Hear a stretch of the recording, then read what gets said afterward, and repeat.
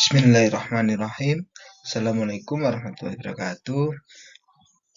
Perkenalkan, nama saya Tarhil Falansori dengan NIM 2102011111060. Saya di sini akan menjelaskan fatwa dalam lintas secara tasreh. Kemunculan fatwa sebenarnya berkaitan dengan era dalam periodisasi tasreh atau hukum Islam itu sendiri.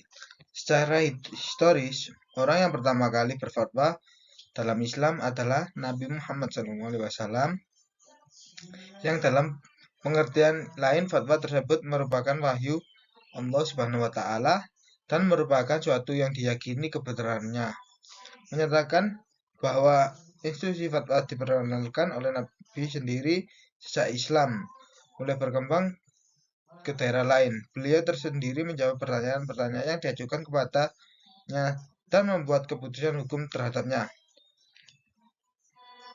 Atas fatwa tersebut didasarkan pada kitab Allah atau kadang-kadang didasarkan pada ijtihad Nabi sendiri yang sesuai dengan bimbingan atau petunjuk dari Allah. Yang kedua ialah kemudian disebut hadis.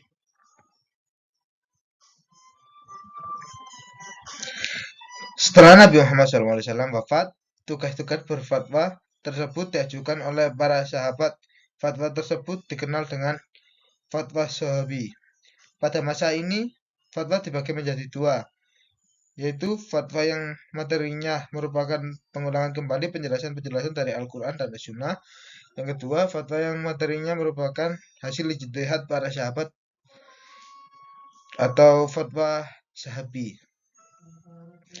Khalifah Abu Bakar mengumpulkan para sahabat untuk bermusyawarah terhadap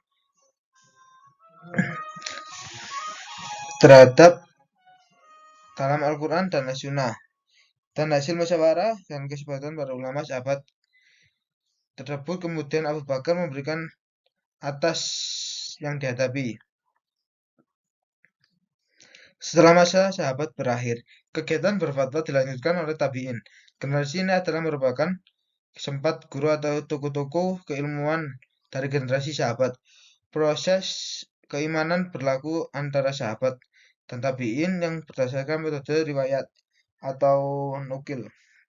Mendengar atau berguna mengenai keputusan hukum atau fatwa yang sahabat secara tidak langsung, berarti tabi'in menghafalkan atau menguasai tentang ketentuan hukum yang sahabat walaupun tidak pernah mendengarnya sendiri dari sahabat tersebut. Secara umum, fatwa dan perundang-undangan pada era tabi'in masih hampir sama dengan apa yang dilakukan para sahabat. Mereka berpegang pada kaidah ijtihad yang melakukan oleh para sahabat, yaitu merujuk pada Al-Quran, kemudian As-Sunnah, dan ijtihad para ulama. Terdapat beberapa faktor yang mempengaruhi perkembangan fatwa pada masa tabi'in, antara lain: 1. Politik negara yang tidak stabil dan mengalami perubahan dari masa sebelumnya, yaitu terjadi pada masa Khulafa ar-Rasyidin yang melakukan jing atau yang dikenal dengan al-khafd al-had. Perwujudan kelompok-kelompok tersebut turut mempengaruhi kegiatan fatwa saat ini, sebab masing-masing kelompok mempunyai pendirian hukum yang tersebut antara lain. Yang kedua, semakin meluasnya daerah tersebut di Islam, yang saja kedudukan sosial dan adat tersebut, dan melihatkan fenomena terbaru, yakni tempat yang ulama ini disebutkan yang dinyatakan oleh Al-Syekh Al-Madin yang mempelopori kalangan sahabat dan yang meluas pada masa tabi'in untuk aliran yang tergantung pada sumber-sumber atau tradisi Al-Quran dan As-Sunnah. Sementara itu, ahli ar-Rasyid mewarisi sikap guru dari kalangan sahabat yang lebih cenderung untuk mempunyai kesimpulan hukum berdasarkan analisis ilmiah atau fikir. Setelah ini ditemukan rujukan dari nas Al-Quran dan Al-Hadis.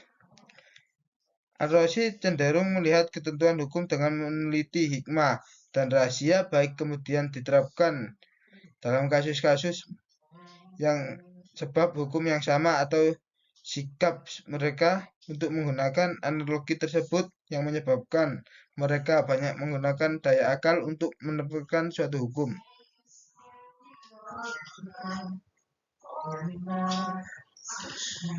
Perkembangan fatwa selanjutnya adalah pada era modern yang ditandai dengan munculnya para ulama kontemporer seperti Yusuf Al-Qaradawi dan Wahbah Az-Zulaili, misalnya mengeluarkan fatwa bertumpu pada hal-hal berikut. 1.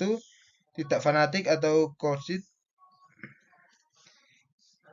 Yang kedua, mempermudah tidak mempersulit. Yang ketiga, berbicara dengan bahasa yang mudah dimengerti.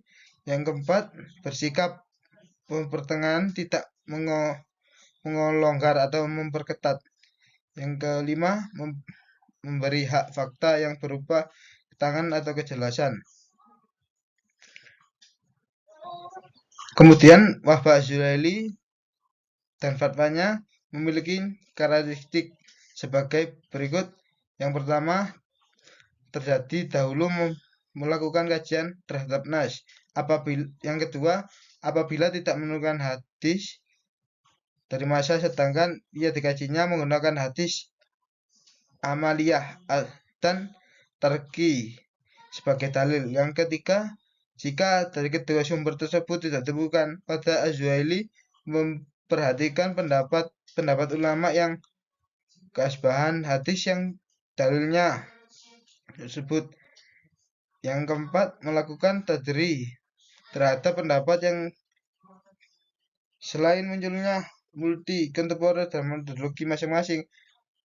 Juga apa yang dimaksud dengan multi negara. Multi negara adalah pejabat negara yang birokrat dan tokoh penting yang administrasi.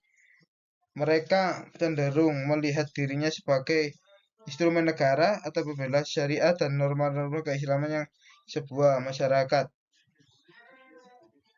Sedangkan yang lain merupakan mufti negara dan mengambil sendiri. Sebagai contohnya adalah jabatan mufti negara Tir Irfa di Mesir yang dibentuk pada tahun 1995 yang berluas hingga satu lembaga dan seperti pernyataan atau individu. Persentase dari abad 19, mufti menjadi pelayan publik yang diangkat langsung oleh kepala negara. Syarat-syarat dan bentuk fatwa. Pada prinsipnya syarat dan fatwa terbagi menjadi 3, yaitu yang pertama syah takil atau syarat umum, yang kedua syah atau syarat pokok, yang ketiga syarat penyempurnaan. Pada dasarnya kedua fatwa adalah sama ijtihad. Ya, Ka'bah yang menegaskan ifa pekerjaan atau memberi fatwa adalah sinonim dari ijtihad. Perbedaan fatwa lebih khususnya dari ijtihad. Ijtihad adalah isbat atau ketentuan secara umum bagi kasus hukumnya, sedangkan ifa atau fatwa menyangkut kasus yang dimana mufti memutuskan hukumnya berdasarkan pengetahuan umum yang dimilikinya. Oleh karena itu, syarat-syarat yang harus dilakukan oleh seorang mufti sama dengan syarat-syarat seorang mujtahid. Sehubungan dengan itu, Al-Ghazali merumuskan klasifikasi sebagai berikut. Yang pertama, mengetahui Al-Quran sebagai dalil hukum. Yang kedua, mengetahui hadis. Yang ketiga, mengetahui ijma. Yang keempat, mempunyai akal. Yang kelima, mengetahui dalil-dalil. Yang keenam, mengetahui bahasa Arab. Yang ketujuh, mengetahui perbedaan antara naskhi dan naskh, baik dalam kitab maupun dalam sunnah. Yang ke-8, mengetahui perbedaan antara hadits sahih dan bukan hadits sahih yang diterima atau tidak diterima kalangan umat. Yang ke-9, mengetahui usul fikih. Menurut Abu Zahra, sehubungan dengan syarat-syarat mufti, keadilan seorang mufti merupakan syarat berkaitan dengan hal. Yang pertama, proses pemilihan pendapat atau dalil. Yang kedua, fatwa memberikan kemaslahatan bagi sehingga tidak boleh mengambil yang berat atau ringan dalil-dalil hukum. Yang ketiga, dalam memilih pendapat ia mesti niatkan baik keadilan agar tidak kepada sehingga menyampaikan kan. Sekian dari saya, kurang lebihnya mohon maaf. Wassalamualaikum warahmatullahi wabarakatuh.